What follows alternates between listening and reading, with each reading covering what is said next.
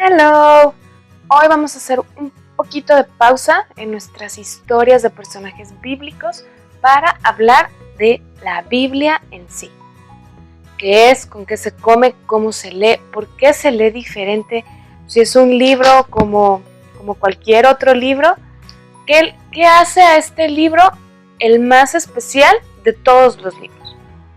Para empezar, la Biblia no es solo un libro, es una serie de libros, 73 para ser exactos. Fueron escritos no de una sentada o en cuestión de meses, años. Más de 1000 años se tardó la Biblia en escribirse tal y como la conocemos. ¿Cómo fue este proceso de ir escribiendo la Biblia?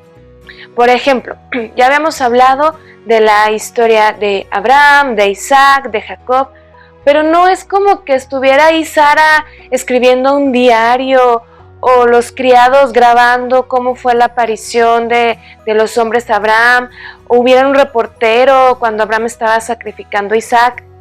No, las cosas pasaron y nadie las documentó. Con el paso del tiempo, pues Abraham le platicó a Isaac cómo estuvo, que Dios le prometió que él iba a nacer. Y luego Isaac le platicó a Esaú y a Jacob que su papá casi lo sacrifica. Y luego Jacob le platicó a sus hijos cómo le vendió la primogenitura a Esaú. Y platican y platican y platican. Acuérdense que en ese tiempo estamos hablando de más de 1000 años antes de Cristo. El papel no es tan fácil de conseguir, extremadamente difícil y extremadamente caro.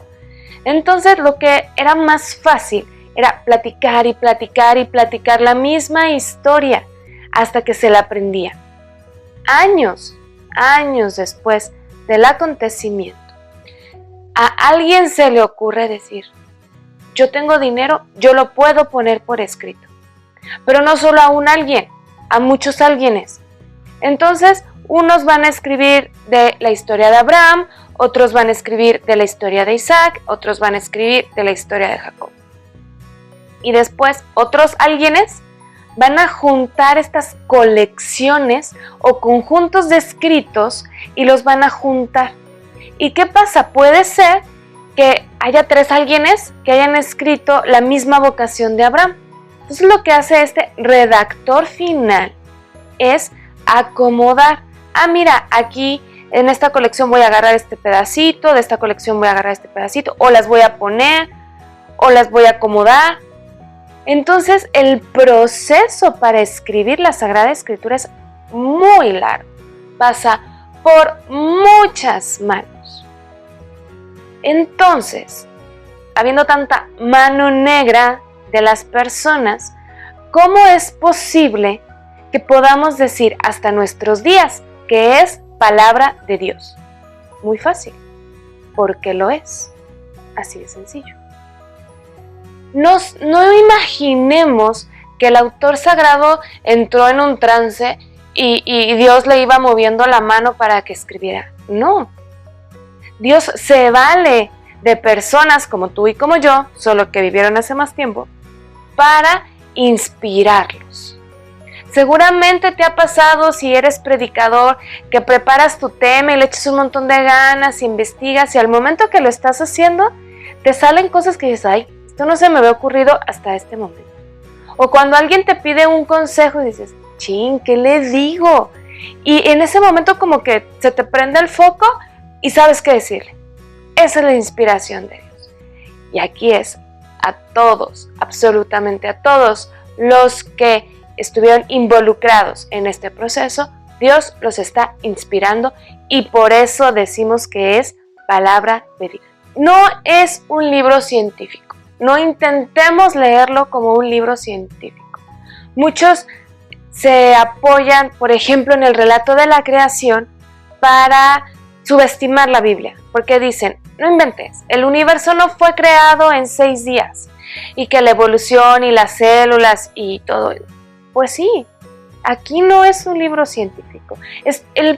La creación redactada en 7 días es un poema a la mano de Dios. es un poema y como tal debe ser leído.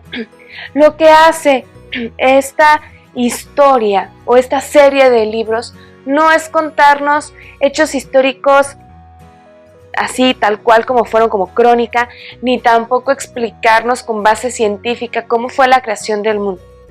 Aquí lo que hay es una historia de amor. Es una historia en la que Dios se acerca al hombre y le dice: te amo y quiero salvarte. Por el pecado te estás alejando de mí, pero no me importa, yo quiero salvarte. Es nuestra historia de salvación. Por eso es una palabra tan actual. Por eso nosotros leemos y dices: no inventes, es lo que estoy pasando, es lo que estoy pensando. No me pudieron haber encontrado mejores palabras para lo que estoy viviendo. Porque así como fue una historia para el pueblo de Israel, es nuestra historia de amor con Dios. Dios nos quiere salvar, quiere que estemos con Él en la eternidad. ¿Cómo sé que la Biblia es inspirada y no fue un berrinche de un puño de gente? Muy fácil. Primero, por su contenido, la revelación.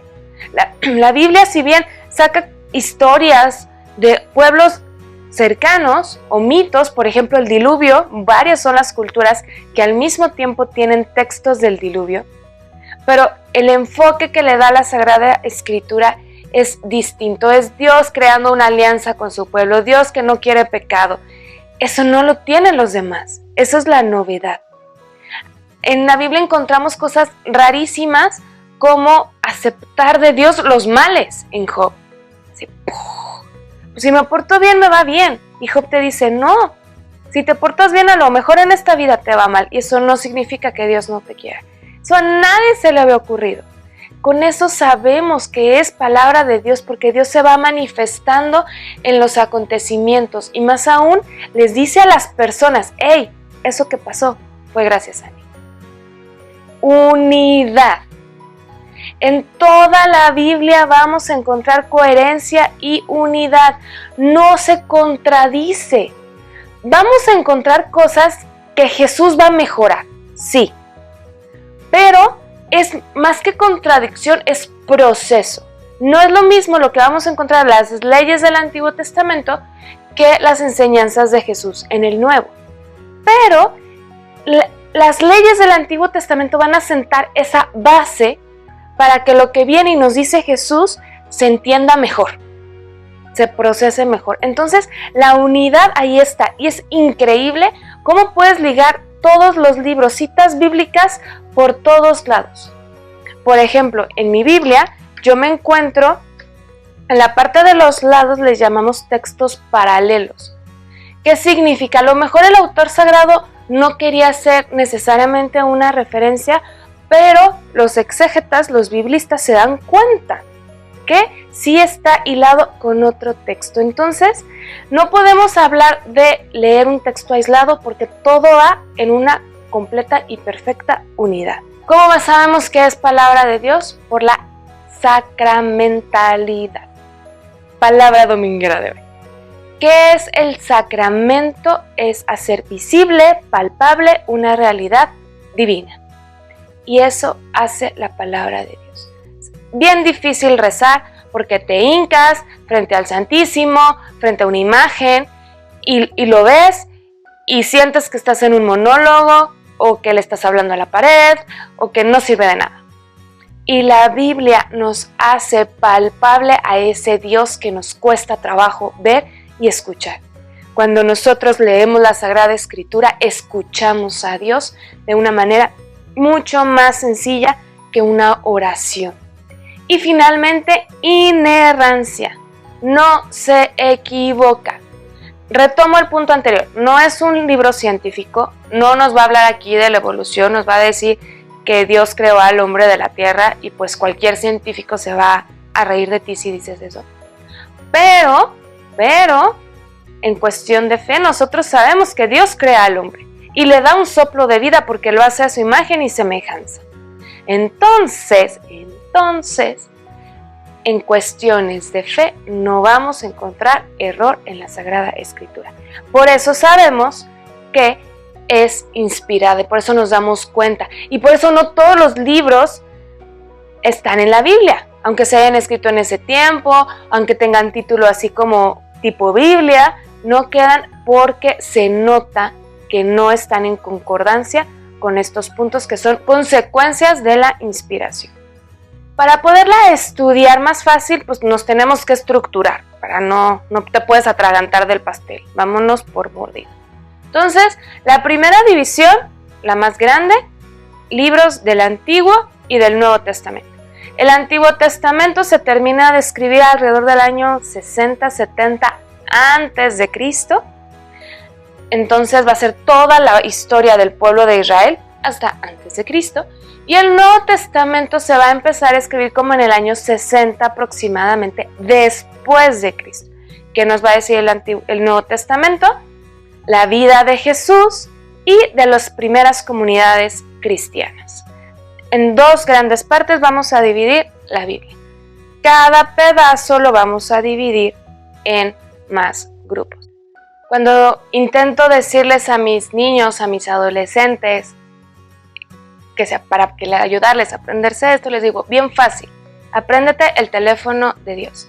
273-4627. 2, Antiguo y Nuevo Testamento. 73, el número total de libros. 46, libros del Antiguo Testamento. 27, libros del Nuevo Testamento. 273-4627. Es el teléfono de Dios. ¿Quieres hablar con Dios? Lee la Biblia. El Antiguo Testamento, sus 46 libros, los vamos a dividir a su vez en 4 grupos. El primero, la Torá, la ley o el Pentateuco. Es lo mismo. La Torá es ley en hebreo. Son los libros más antiguos. Son 5 libros: Génesis, Éxodo, Números, Levítico y Deuteronomio. Es como la base para los judíos. La Torá es lo más importante que tienen. El Génesis nos va a hablar de la creación y el origen del pueblo, y los otros 4 libros es la historia de Moisés y todas sus leyes, por todo lo que se rige. Después vamos a tener los libros históricos. Como su nombre nos lo indica, nos van a hablar de la historia del pueblo. Aquí encontramos Josué, Jueces, primero y segundo de Samuel, primero y segundo de Reyes, primero y segundo de Crónicas, Esdras, Nehemías, Tobías, Judith, Esther y primero y segundo de Macabeos. Nos van a contar historias del pueblo. Después tenemos los sapienciales. Estos libros van más a, como su nombre lo dice, a la sabiduría. Son más poemas, cantos, refranes, alabanzas, y tenemos sabiduría, eclesiástico, eclesiastés, salmos, el cantar de los cantares y proverbios y Job. Después tenemos a los libros proféticos. Seguramente en misa has escuchado lectura del libro del profeta Isaías, del profeta Jeremías. Estos los podemos dividir a su vez en profetas mayores y profetas menores. No es que a uno los querramos menos que a los otros, simplemente pues los profetas mayores están más largos sus libros, muy largos, que son Isaías, Jeremías, Ezequiel y Daniel. Todos los demás, las que llamamos profetas menores, vamos a encontrar a Oseas, Habacuc, Abdías, Miqueas, Amós.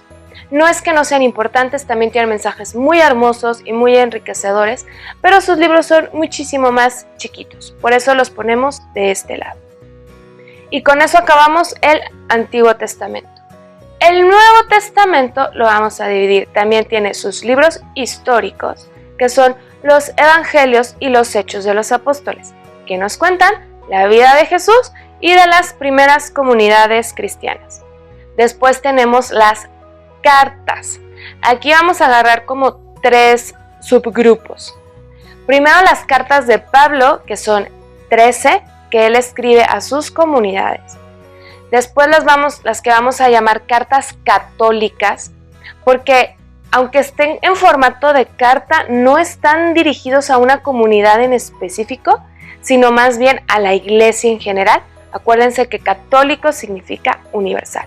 Aquí tenemos las cartas de Pedro, de Juan, de Santiago y de Judas. Y finalmente, solita la carta a los hebreos.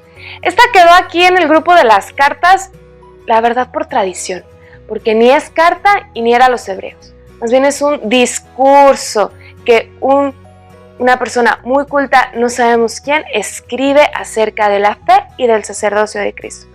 Pero como desde toda la vida se le ha dicho carta, pues la metemos con las cartas.